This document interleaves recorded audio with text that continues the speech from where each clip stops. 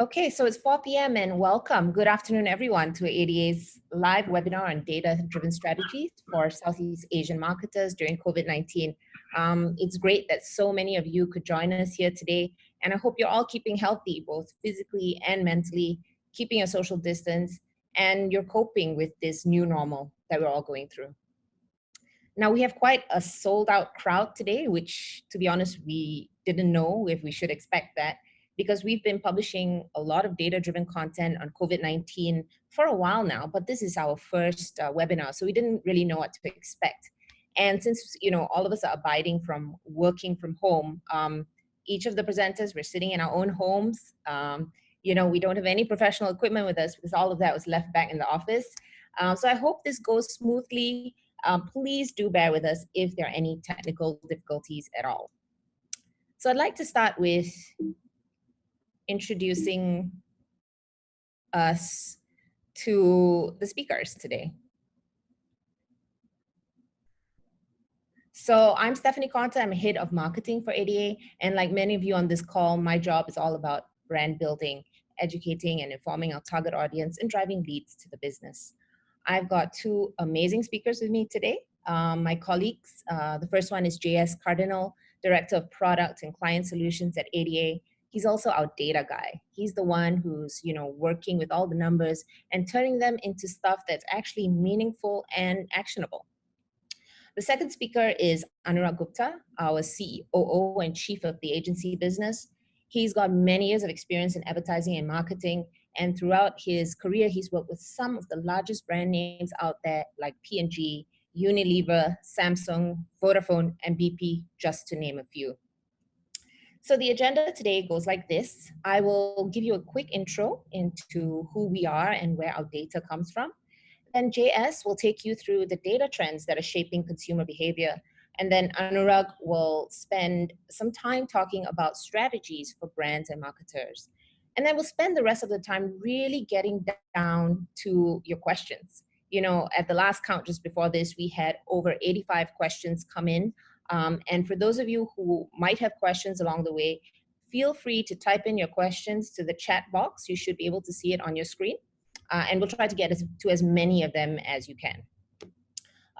Another housekeeping announcement, if you find that the little boxes with the presenters' faces are blocking your view, you can actually always minimize that or move them around your screen so that you can have a full view of the slides, right? I want to say a quick word of thanks to the people who made today happen. The folks in my marketing team, Ishti, Carol, Fiona, Christine, Shakirin, Sue, who pulled this together in such a short time. Our data science team, Simon, Laikwan, and gang, On and Eileen, these were the people who were working behind the scenes. And this pandemic is something that none of us, have seen in our lifetimes, right? So we didn't really have readily available data or marketing strategies just sitting around. So even up till yesterday, we were busy crunching numbers and thinking about what we could share with you as things were developing in each of the different countries. So what you're all about to see today is actually a first. All of you are the first to get the privilege of viewing our latest data, insights, and recommendations for dealing with the COVID-19 pandemic. Now, I wanted to quickly introduce ADA to all of you to give you a little bit of context behind today's discussion. So ADA is present in 9 different countries throughout Southeast Asia and South Asia. And we're a data analytics and AI company that happens to design business and marketing solutions for our clients. And how do we do that? Well, there are 4 key businesses that we provide. The first is what we call business insights, and like the name says, it's about delivering insights to our clients, whether it's through our customized dashboards or location planners, or through data consulting, or even through enriching your own data. The second service is digital marketing, which I think everyone on this webinar is familiar with. That's pretty straightforward. And that's amplified, of course, by our creative and content, which are able to bring our digital marketing strategies and tactics to life. And the fourth service is something that's quite unusual to ADA. It's what we call acquisitions. And like the name says, it's all about bringing successful customer acquisitions to our clients. So this could be a successful credit card sign up, or an app download. And the beauty of this service is that at ADA, we don't charge the client until we actually deliver a successful customer acquisition. Now, where underpinning all of these services really is the data. So we've invested a lot into, pulling together various data sources, as well as the people, our data science and our industry experts, who are able to take this data and work with it and understand what it means. And as a result, we have over 375 million unique profiles.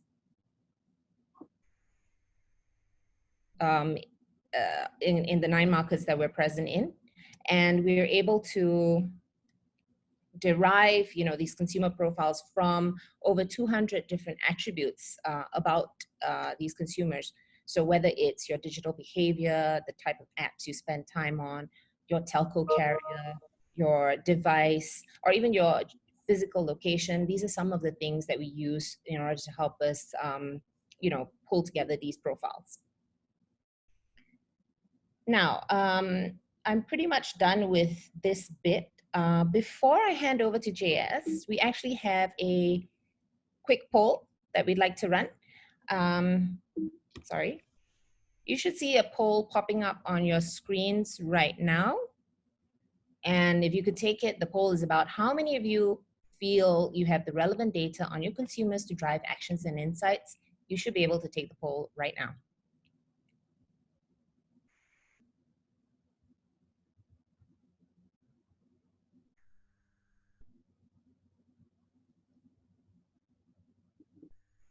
And we will be sharing the results of that poll once we get enough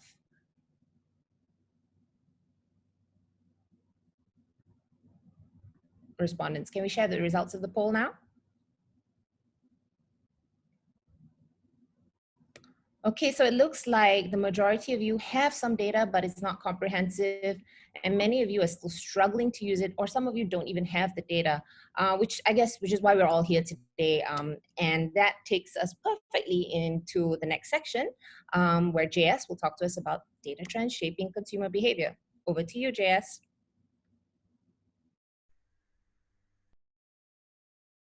Hey, thank you, Stephanie. And thank you to everyone who is joining us.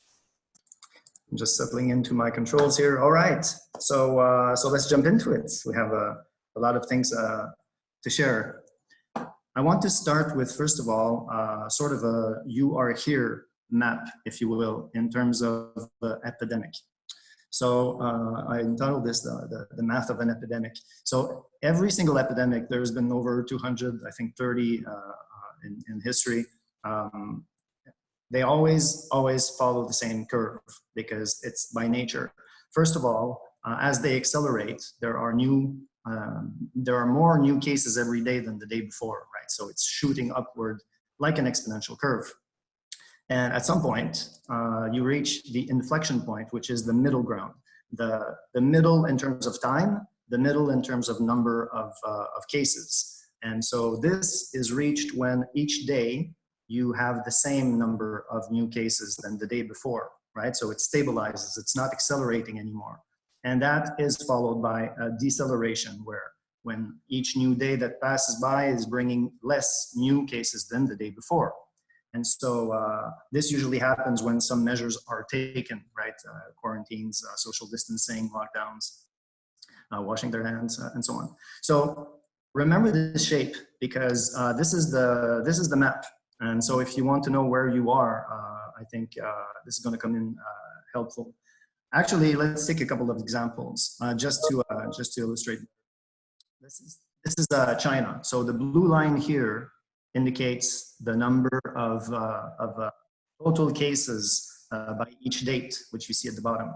So you see that it fits the red logistics curve as always. Let's look at another example. The Diamond Princess. This was a cruise ship parked outside Japan that got infected, and you see that it was very steep acceleration because these people had nowhere to go. It spread really quick, but again, it tapered out at the end, following the same type of curve. And more recently, so further to the right of the chart, we have South Korea, who managed to pull pulled through. So this was a very uplifting story that was greatly shared. It's what we all aspire to be. We all want to reach that inflection point and to reverse the tendency and to pull out of it. For now, this is where we are in Southeast Asia. So yeah, Malaysia, Singapore, Thailand, Philippines, Indonesia. We focus on these 5 countries for this presentation just because I think they represent the majority of attendees. So to give most of you something to relate to. So we're not here to make any predictions. I'll leave that to everybody else, but it's clear to see that right now this is still accelerating. Now this data, just to make that point even more clear, goes up to March 24. I have 5 more days of data since then that have come in. So I'm going to just manually give them to you because I didn't update these charts. Malaysia, as of yesterday, 2470. So the acceleration is continuing. It's still shooting up. Singapore, 844, still accelerating. Thailand, we have 1388. So a good number of new cases in the past 5 days. Indonesia, 1285. So again, still accelerating. And the Philippines, massive acceleration, double what's on this chart, 1418. So yeah, we have not yet reached, it seems, the middle point of this pandemic. I just wanted to say one thing on Malaysia. The Malaysian Institute of Economic Research dug into the Malaysian data, and they were forecasting that we would reach midpoint, the inflection point, on April 4. So those are the most optimistic outlooks that I've seen, and they are giving us at least another 2 months, because it took us 2 months to come here. So there's another 2 months before it calms down, as per the most optimistic outlooks. And then when you do pull out, you're not necessarily out of it yet. So look at Singapore. On the left side, you have January 22 to February 28. It didn't have time to accelerate very much. Singapore seemed to have it under control, and it started to break and to look like it was contained. But then the genie got out of the bottle in March, and off it goes again. And as you know, the latest number is still accelerating. So the point of this here is really the following. This is the takeaway, right? First of all, it's useful to understand where we are in this process and what's still ahead. And the idea is, do not wait this out. Brands, people had to very quickly adapt to what's happening, and so should brands. You cannot just afford to sit back and wait it out, because you might not be there on the other end if you don't adapt to this. So that was the intro. And now let's go into consumer behaviors, which is the part that I was asked to put together for this. First of all, we're going to use some data to analyze consumer behavior. And so you're looking at it right here. There are 3 main things that we need to see how people are changing and adapting to this situation. First of all, there needs to be a change. So we are looking at people who had a certain behavior before. We'll have a look at those examples, and who have now changed their behavior. We've looked at a bunch of apps. We're tracking 400,000 apps across the region. And so those apps are come in categories. Are they financial apps, fitness apps, health, and so on. And then we looked at location in order to figure out, are these people locked in and staying at home, or are they part of the workforce that is still going out there and facing the storm, the frontliners, if you will.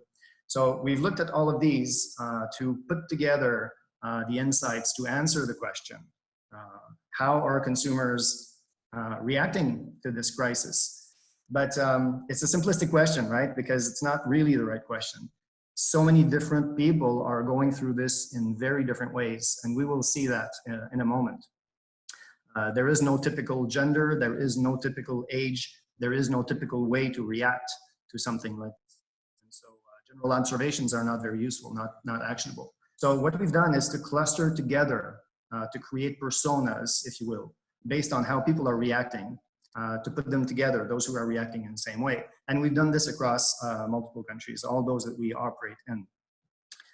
The reason that we need to break those into different groups like this is that one message does not fit all. You cannot be relevant to everyone with one message saying, oh, you're feeling scared, you're feeling depressed. Some are not at all, and At the same way, you might be off key if you are reaching out with some lighthearted, funny messages to people who are really concerned and not doing well. So let's go into who these different clusters, these different groups of people are. We've put in a mixed bag of consumers. We're not going to see all of them here, nor from all countries that we're covering, but we're trying to give a little sense of coverage here. So first of all, let's look at this one. This is a persona, a group called the market observer, right? High affluence people who are stuck at home, and we have analyzed their apps, their app usage of financial apps. Let's look to the right. I'm going to spend a bit more time on this one because after that, it's the same template. So I want you to just understand the template a little bit. On the upper right, you see a yellow curve, which it shows the number of cases of COVID-19. So this is just to use as a backdrop reference against the app usage that we're looking at. If you look at the green line, you see that it is increasing, right? They are increasingly using financial apps. They might be concerned about financial impacts of this crisis. They might be looking for opportunities, but they are increasingly so. And you see there's 5 dips already, or 6 dips visible in this line. Those are the weekends. Markets are closed, currency exchanges. So that's why this particular curve looks like this. 225,000 of this segment are found in Singapore, which is the slide we're looking at. Upper right, Singapore, and then that big 225K there. At the bottom is just a couple of apps to show as example. So you would see investing follows the same patterns of increasing usage and not being used on the weekends.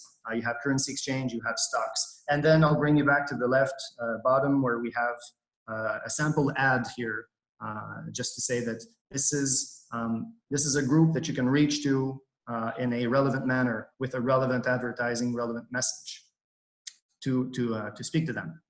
Let's go quickly through the others because we have quite a few, and you'll see.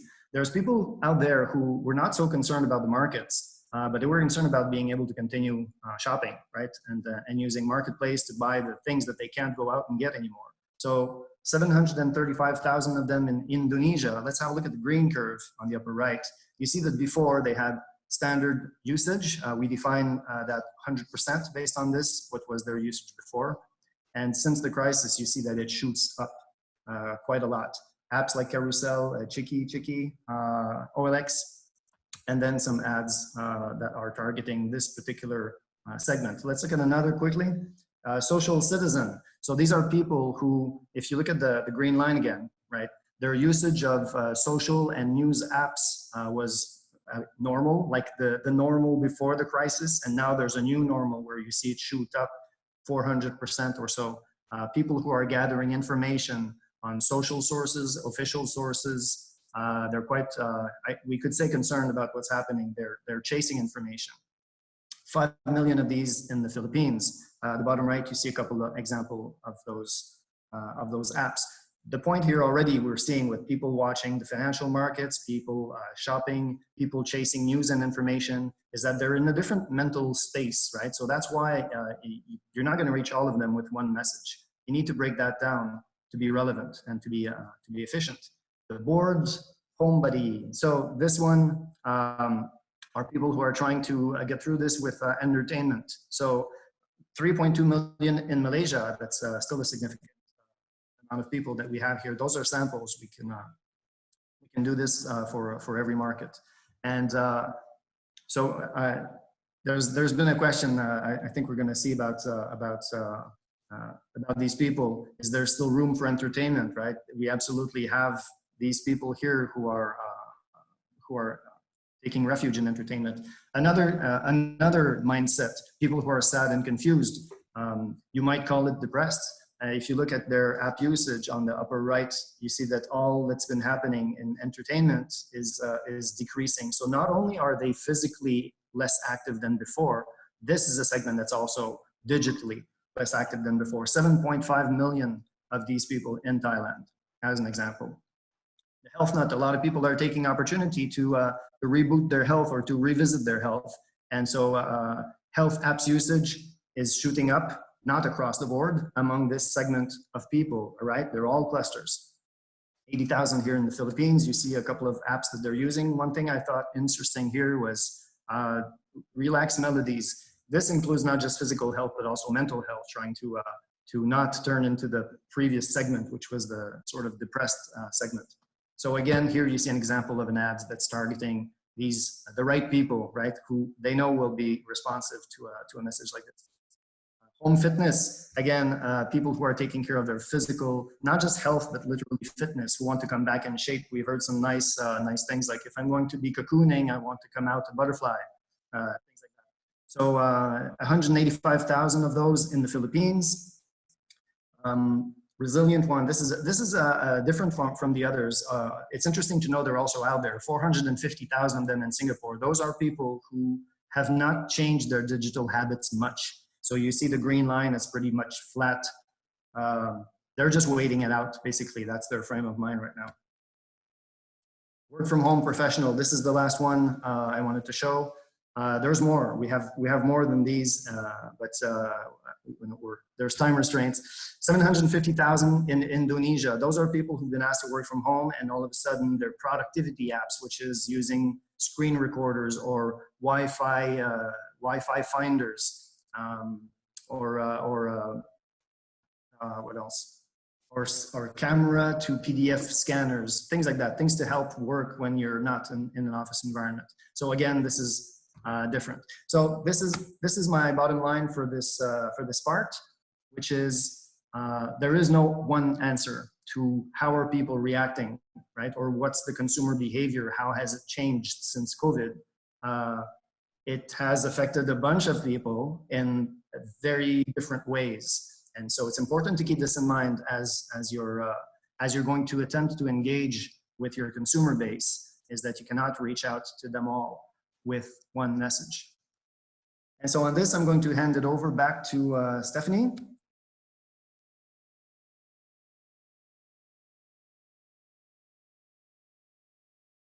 I will launch the next poll for now. Not sure if Stephanie. Sorry, I was on mute.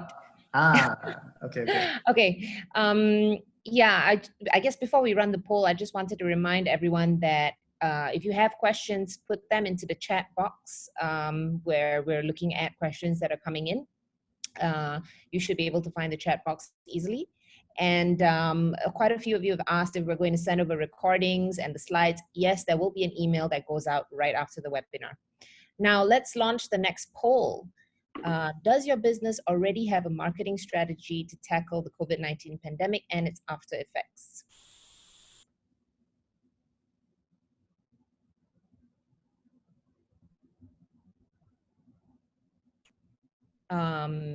And are we showing the results already?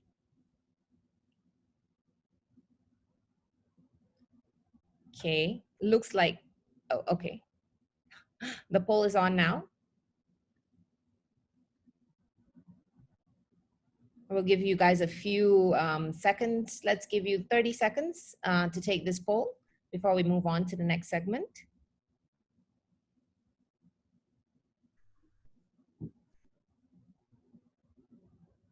You just have to click on the button, you know, next to the answer that works for you. Yes, no, or not sure. Okay, 5 more seconds, and then I think we can share the results of this poll. JS, shall we share the results? Well, it's great that slightly over a third of you have a strategy. That's fantastic, well done. But the rest of you don't have a strategy in place or aren't sure. So that's why we've got our Chief of the Agency and COO, Anurag, who's going to tell us a little bit about, you know, what it is that brands and marketers can do with all that data we've shared and the changes in consumer patterns. What is it that you guys can do to get through this period? Over to you, Anurag. Thank you, Steph. Hello, everybody. I see 505 people. Thank you for making time and listening to us. I'm just trying to take the remote to me.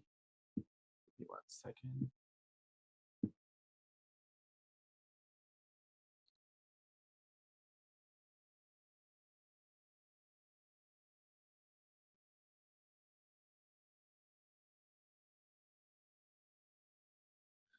Yes.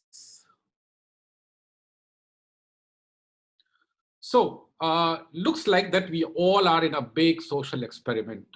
In the last few weeks, all of us and our consumers have gone through or vacillating between despair to awe that, oh my God, what is going to happen?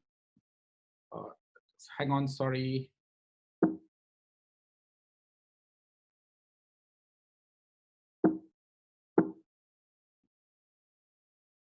Don't worry. So, Steph, I can't put it up. Do you want to click back, Anurag? Yes, I am.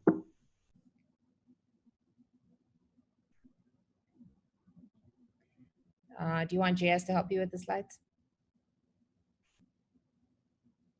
No, it doesn't matter. Doesn't matter. So what I was saying was that we are all going through a lot of conflicting emotion, from despair to awe, that I don't know what is going to happen, and oh, we can conquer it, or we are thinking that, oh, this is a novelty, new way of working from home, and at the same time we are missing familiarity, that when can I go back to office? And all our consumers are going through a huge amount of changes, and we do not know, nobody can predict that once we come out of it, whether these changes will be permanent or temporary. But most of us believe that it will change us in some way fundamentally.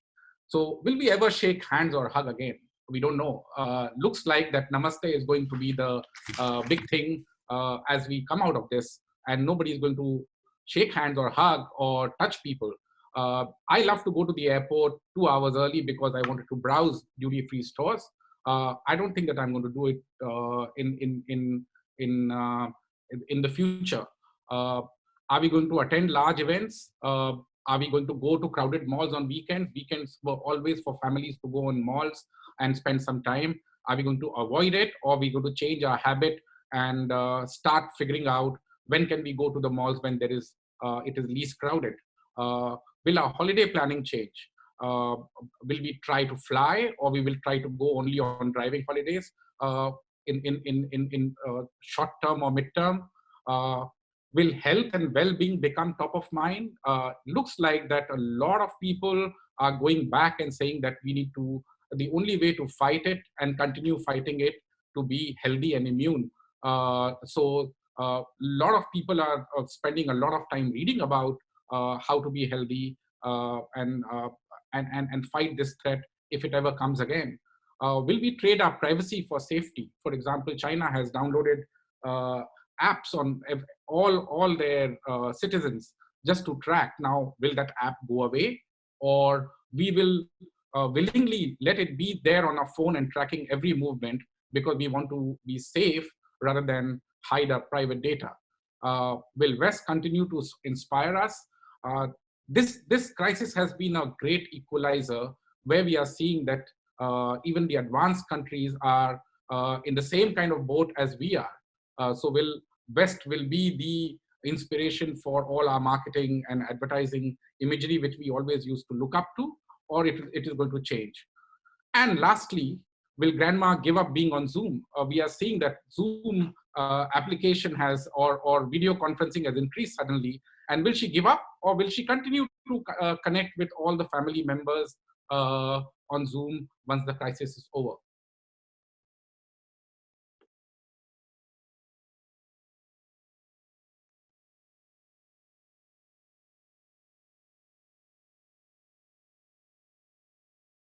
So few questions to ask ourselves is, the grandma is on Zoom, and are we still debating on should we go digital or not? I think this is the time to really go back and look at the fundamentals and start pushing for digital. I'll come back to it later as well. Our consumer behavior is going to fundamentally change, and do we have enough tools and data to understand those changes? JS talked a lot about it by looking at some of the data which we have collected in last few weeks. And looking at data is going to be more and more important in future, because in these uncertain times where it is very hard to predict what should be our next strategy be, data is one constant which we should be looking at, because it will give us some guidance that what the future will look like. How consumers will experience and whether they will buy, experience or buy the brand will change. We always took it for granted that, let's stock the retails and let's put some ads on Facebook, on television, and things will happen because consumers will keep going out and buying our brands. Is it going to change in near future? We don't know that. We have to start thinking about seamless customer journeys. And what if it extends for a few more months? Do we have enough content or ideas to connect with our consumers? A lot of our clients are calling us and saying that in this shutdown, studios have shut down and they cannot shoot new content, and festive season is around the corner.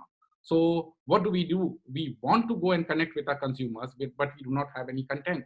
So what are the contingency plans which we have to take us over that?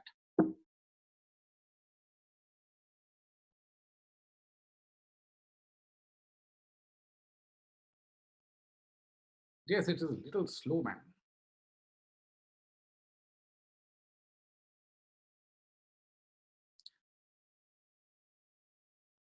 So we have a real opportunity.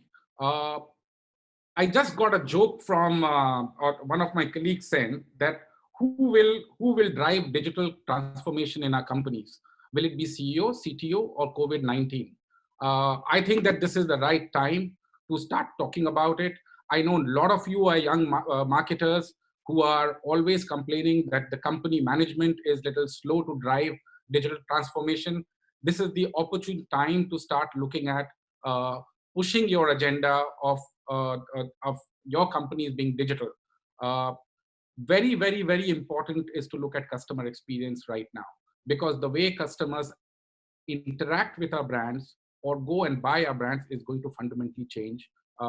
And do we have a seamless customer experience where if the customers doesn't want to go out of their house and buy your product, have you thought through that? And lastly, we have to think of our entire business structure from supply chain to retail to organization to cater to the reshaped world.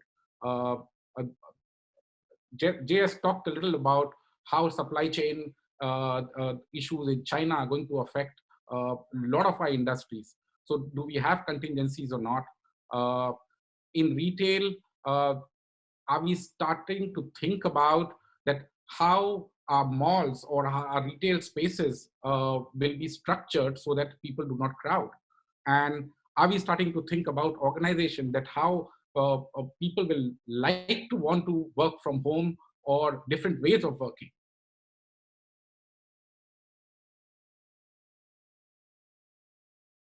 So we don't claim to have all the answers, but from years of experience and talking to a lot of clients during last 3 or 4 weeks, we have tried to drill down into there are many ways, but we have tried to bucket it into 3 key themes. One is lean into data. And when I say lean into data, it is not about taking what JS has just presented as crisis persona and say this is the gospel and let me run with it. There are a lot of ways where you can look at the data and use it for your businesses. Then get a new consumer lens. This is not something new. This is fundamental. This has been fundamental to marketing always. Consumers change. Consumers' habit change. Consumers are not one contiguous segment.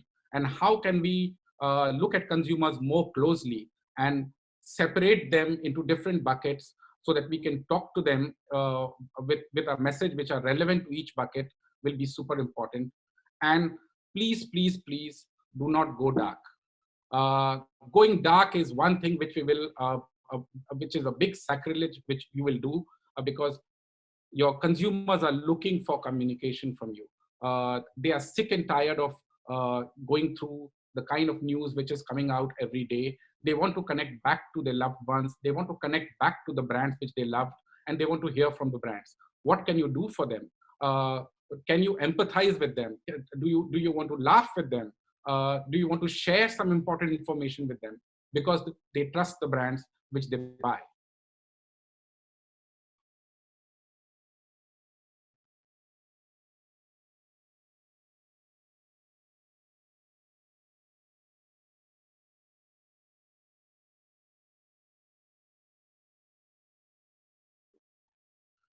So where to start on data?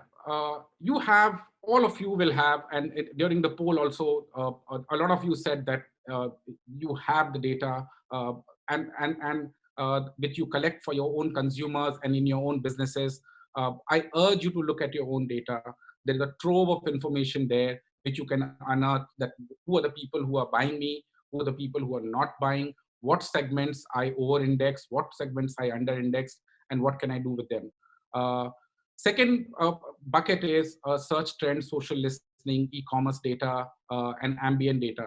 There is we lean onto it, even though we are a data company. We sit on a lot of data, but we lean onto it because this gives us a first-hand understanding of our consumers. What are they searching for? Are the consumers searching for example, these days, are they searching for better health insurance plans? Are they searching for which other OTT platforms which have got new content which they can watch? What are they talking about? When you do social listening, you understand their fears, you understand what they are talking to each other, and that will help you reshape your brand communication strategy. And the lastly, work with companies. I'm not ashamed to plug ourselves here. Work with companies which manage data and analyze data, and come up with some interesting stuff like crisis persona, which JS has come back with. But that will be useless unless and until you look at the personas which we have come up with, and then marry it with the categories which you are operating on, and all the other data which you have in your own company.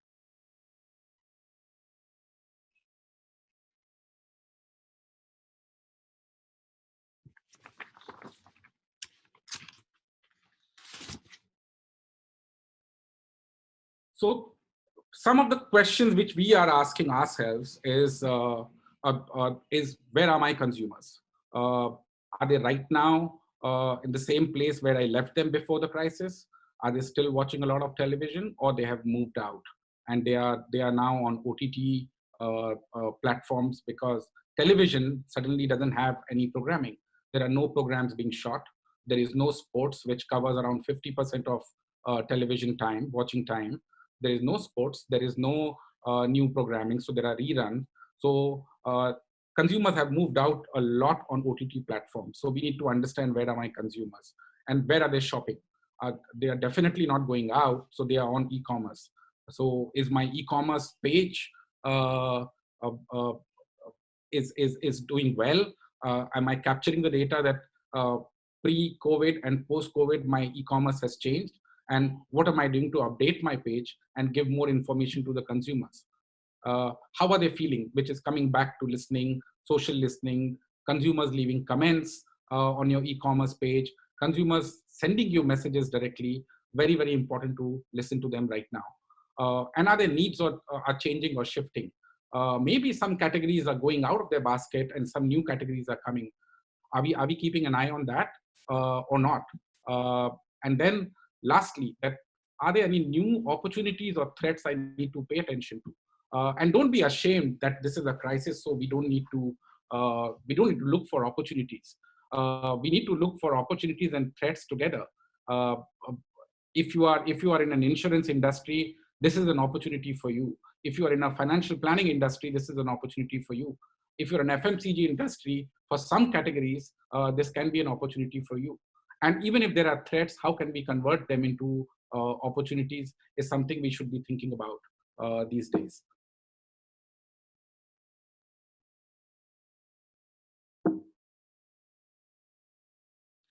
Secondly, get a new consumer lens. For very, very long, when life was analog and we were doing planning on television, we used to look at a very broad sense of consumer segment, 18 to 24 or 20 to 24 young mothers. And this is how the world sees mothers on your left-hand side of the screen, that all mothers are at home with their kids looking very happy. All of them are homebodies. But the way, when the digital, with help of digital and data, actually when you start looking closely, all mothers are different. There are mothers who are in software industry. There are mothers who are first responders.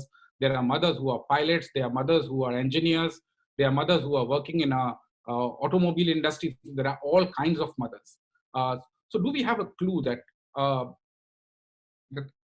how sharply we are able to look at these consumers and then tailor our messages which are relevant to them?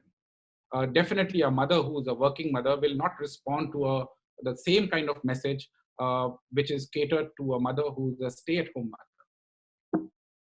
And JS took this forward.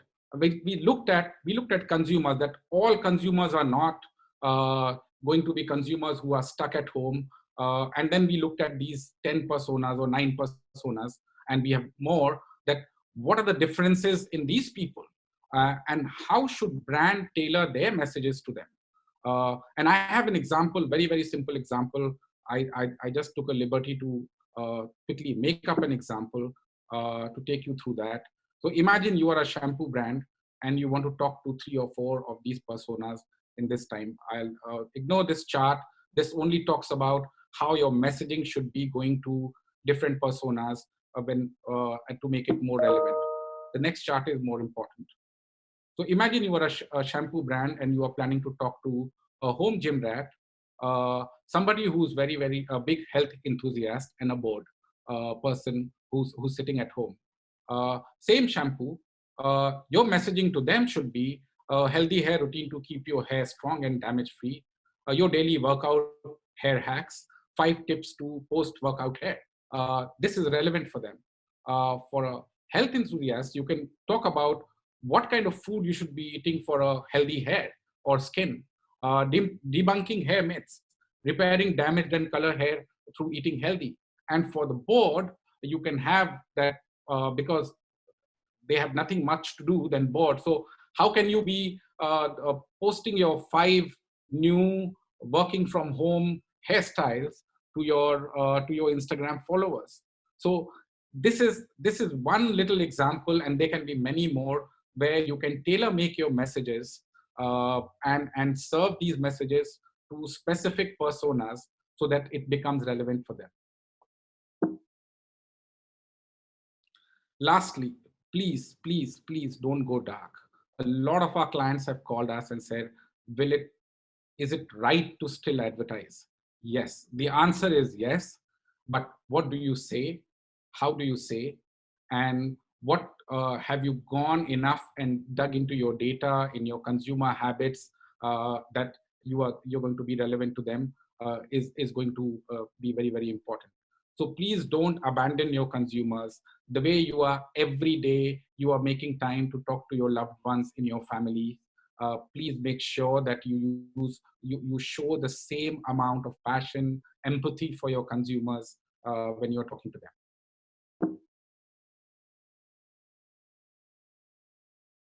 I have an example here once the slide changes. We have a client called Slumberland, and you will be thinking that what does a mattress brand has to do with coronavirus crisis? So the team sat and they came back with a beautiful insight that quality sleeps increases your immune system. Now, this is something because immunity is something which is top of the mind for their consumers. So instead of talking about how comfortable Slumberland is for your sleep, they are still going to go to the market, but with this kind of message. So don't look for the brand idea, go deeper and look for the brand ideas, that what are the ideals your brands have where they can make a positive effect on humanity and your consumers. And you'll find one. Every brand has one. Like every person has something good inside him or her. Every brand has something good inside. You just have to dig deeper, be a little bit more creative, work with your agencies, give them a challenge, and they will definitely come back with something interesting. And there is enough data, because we are talking about data, there is enough data. We have been tracking all the stuff which is happening in the market. When Carousel did hashtag choose to give, we tracked through social listening, and we saw that the mentions during the campaign went very, very high from the normal trend. When Mr. DIY gave out 3.5 million free protective face masks, a huge amount of positive mentions during that period. When Gojek Go Heroes campaign gave $10 right vouchers to frontline healthcare professionals, again, huge amount of positive mentions. So brand affinity will always have a positive payback. So please look at it very, very carefully. Challenge your teams, challenge your agencies, and be as creative as you can. You can do this.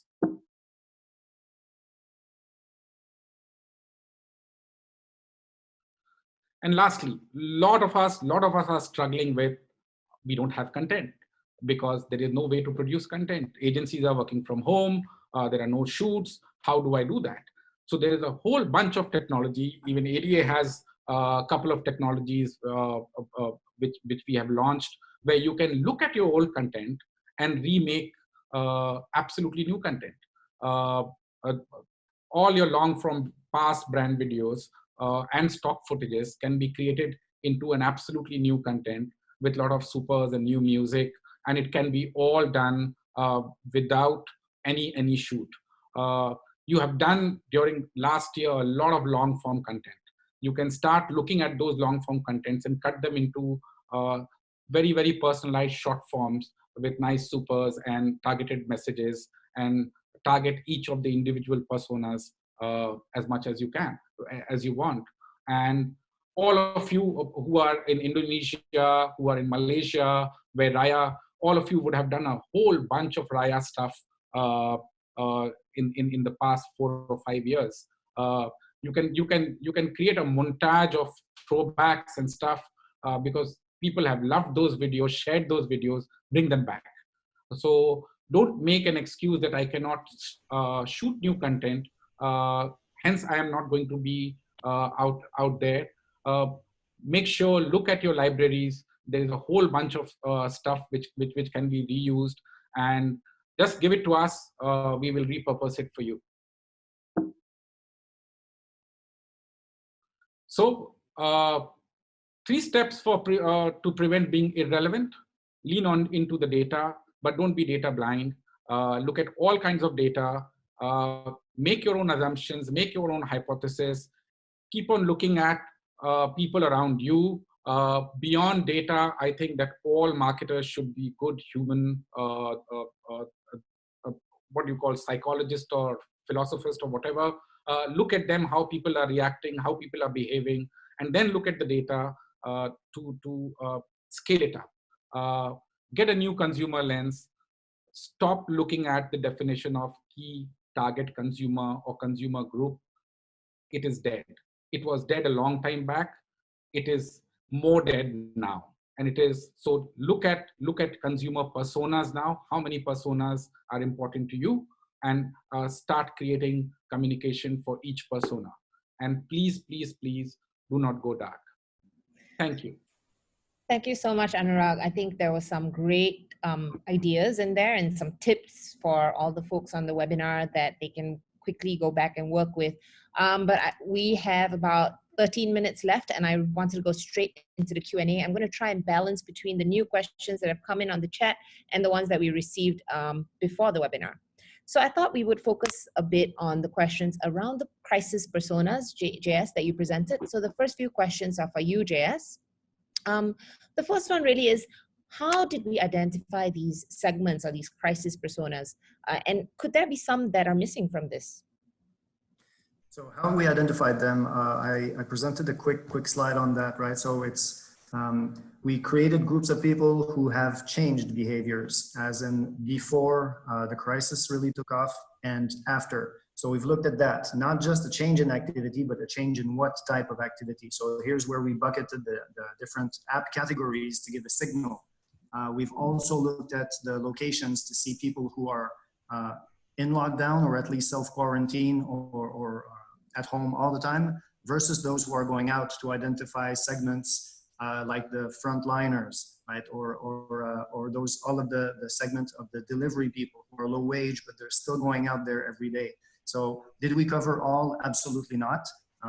There's some art to science, as in if you come in with a concept of a persona you want to build, If you have those ideas but you don't have the data, you can reach out to us. This was one first take that already provides a good coverage from a first cut. Fantastic. And do you think that can be an interplay or a mix of personas? Absolutely. So the idea here, it's always the same question when you build personas, right? Do you want to build personas that are one thing and not anything else? Then your reach will decrease. Or if you want to say, look, let's say that I am at the same time, I'm decreasing my entertainment, but increasing my news consumption. I would seem to fit into two. So if you have, as an advertiser, messages that can communicate to both these segments, they are really both sides that I can relate to. I'm going through these two things at the same time. So as of now, we would consider that someone who fits two or three descriptions, maybe there's a principal one, maybe there are secondary ones, but somebody who fits different descriptions, those are all doors that advertisers can use to reach and to connect. Yeah, I mean, like I resonate with the working from home professional and the social and concern, obviously. So yeah, that works. And a lot of people actually talk about consumer personas, right? How are these personas that, ADA has come up with, how are they different from the rest that are out there? Well, I liked the slide that Anurag has presented where we had the mothers, right? We have seen so much. I think people are stuck in old habits of using demographics. And so I often use an example that is very similar. If you bring everybody who fits a certain demographic profile, like females 18 to 25, let's put them all in a room and now try to be relevant to all of them. It's very, very difficult because as Anurag has shown, there are multiple different lifestyles and interests and priorities and personas and affluence, and even are they urban, rural, geography plays a role. There's a bunch of different things. People are way more complex than just demographics. So this, you might have noticed there was absolutely no demographics in these personas. These are all people who are emotionally going through and dealing with this crisis in a different way, regardless of their demographics. So that's one of the characteristics that would put these personas aside or apart from others that we have seen out there. Fantastic. Thanks a lot, JS. I wanted to direct the next question at Anurag. Quite a few people are worried about, balancing sensitivities in a time like this, right?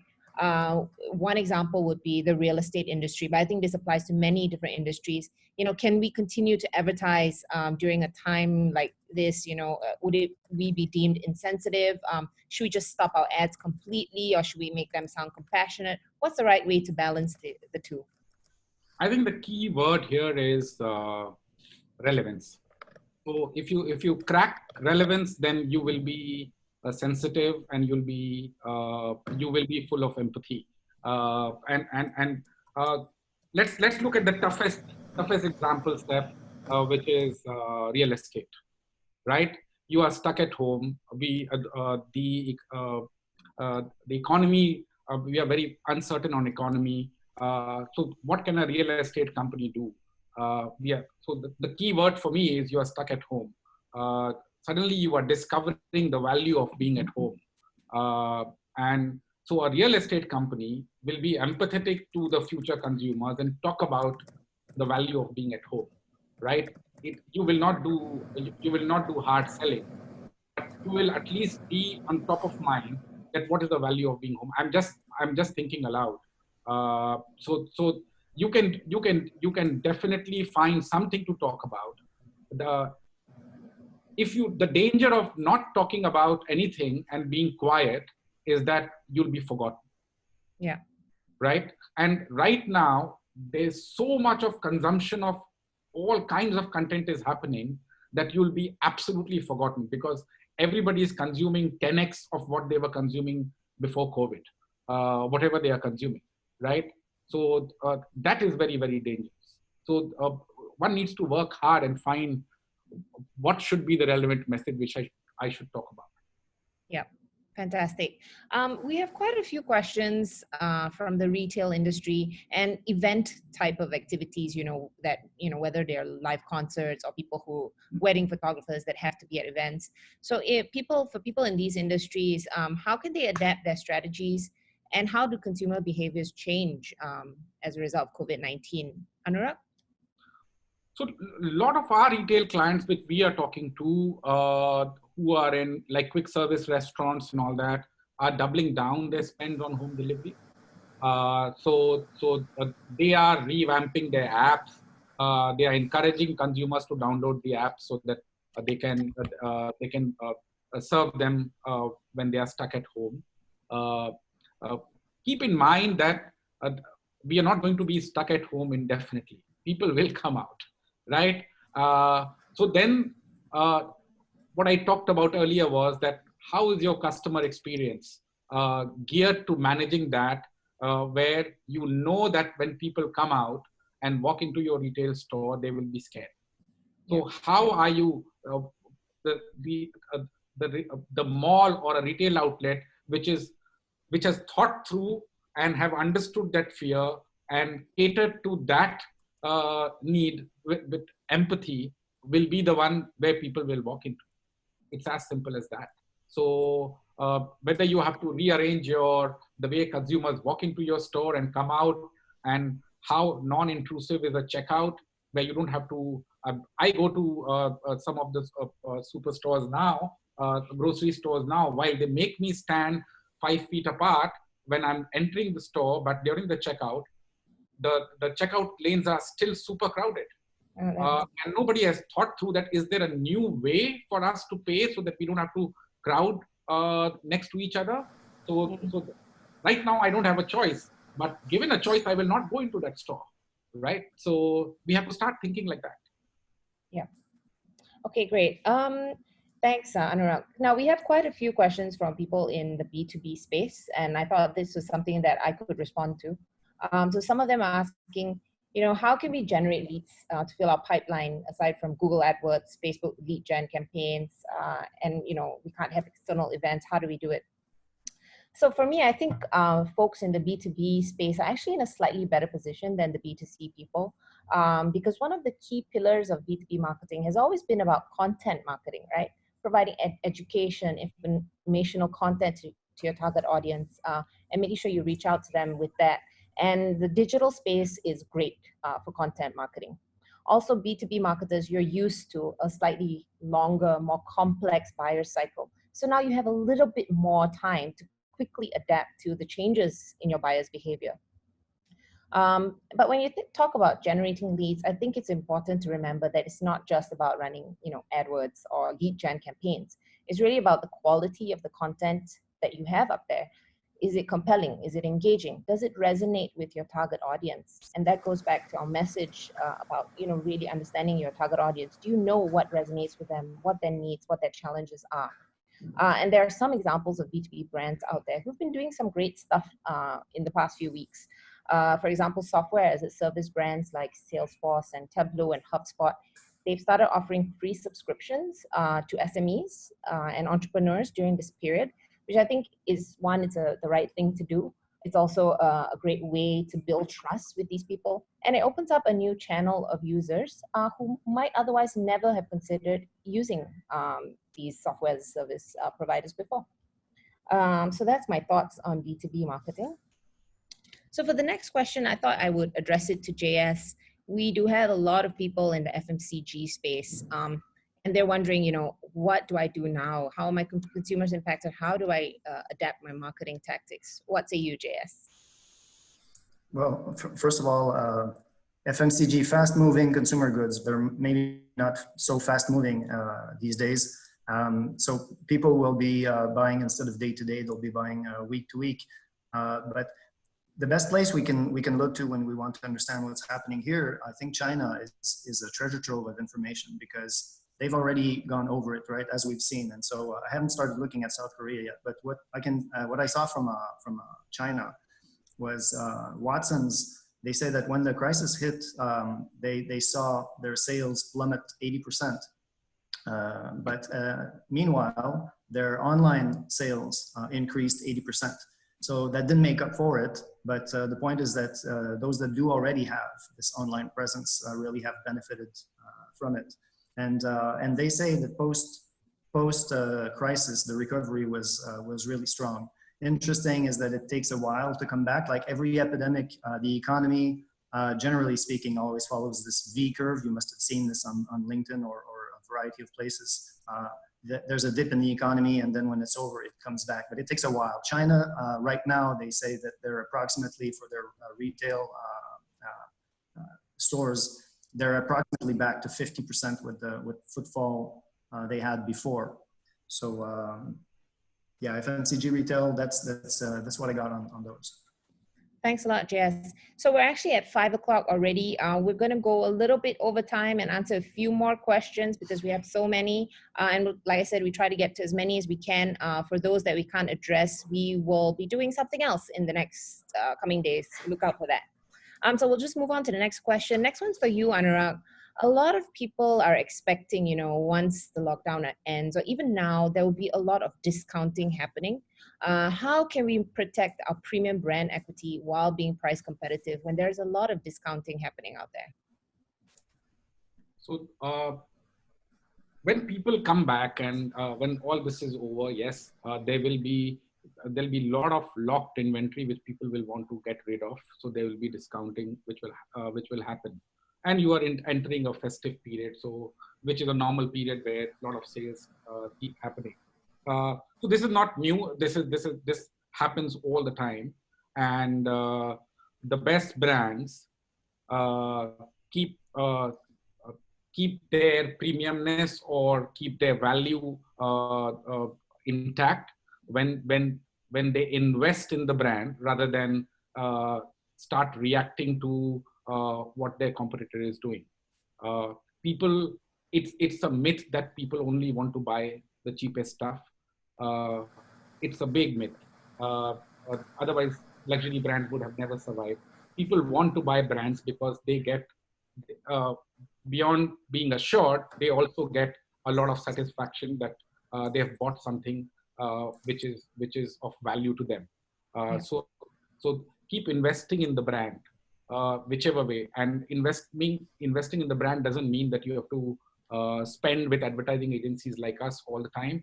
There are different ways to investing in your brand. Be more thoughtful in the customer experience, how it is presented in retail, how your packaging is, how well you are updating your brands as your consumers are getting updated. So that's all I'll say. That this is nothing to do with any scientific this thing. This is good old brand building. Fantastic. Yeah, brand building is still as important, if not more important, now than ever. Next question is for you, JS. Entertainment, leisure, hobbies. People will have limited spending power and focus on leisure, entertainment, and hobbies. They'll be spending more on necessities. So what do people in these industries, what should brands in these industries do? And this is our final question. Okay, so of course some people will have been financially affected by this, and that's a segment of them. But there are also people who are doing actually quite well because they are saving money on transportation, on petrol, on eating out. They cannot go out to the movies anymore. They cannot go out rock climbing. There's a lot of savings when you can't go out. And so we've seen in the previous personas when we quickly gone through them that there was some segments who are looking for things to do. They're looking to kill time. They're looking for entertainment. And so entertainment, leisure, hobbies, anything that is non-essential will not necessarily reduce. If it's digitally consumable, then of course there's a great opportunity right now. If it's not, then I would tend to refer to the trends that we've been seeing on the branding side, generally speaking. So let me just go quickly through them because I think that this is going to answer multiple questions at once. So since it's our last, let's cover this. Just maybe 6 or 7 things that we've seen as business trends that applies across the board. So first of all, this is the time to step back and reset, rethink, reflect on what your business model is. Also, there's mindsets that we've seen. We've seen brands busy downplaying their outlook and their performance, so really a negative mindset, if you will. We've seen some in denial, organizing events and just postponing them all the time. And we've been seeing those that are sort of embracing or trying to ride this wave and building digital initiatives. And let me just give a quick example here. Watson's, what they have done also, I found it was a really nice success story. They are communicating with their people online via WeChat. And so that applies to Facebook Messenger. You don't need to have like a full-blown e-commerce platform to be able to build this relationship. And you personalize, if you will, your digital presence. Reconsider supply chains, because that's going to be one of the problems when the economy picks up again, is that as demand will bounce back, and there will be some comfort shopping, some celebratory shopping, it will take a while before the supply can keep up for a while. Build brand love all the time. We've mentioned that several times. And be personalized to your audience. Relevant is really important. So those apply across the board. Any brand can do any of those things that applies to them, and it's a good way to weather the storm and get ready for after. Fantastic. Thank you so much. You know, we're already 6 minutes over time, and I see a few people have dropped off. So I think we will wrap up here. But as I mentioned, look out for more from us, because we see that there's so much interest and so many questions from all of you. We'll be finding different ways of sharing the answers with you, whether it's through a follow-up webinar, little videos, podcasts, little blogs. Head over to our website, ada-asia.com. We've got a very active blog and tons of case studies and information there that you might find useful. And thanks everyone for tuning in. We hope you enjoyed this. Take care, everyone, and stay safe and healthy. Bye. Bye-bye. Thanks.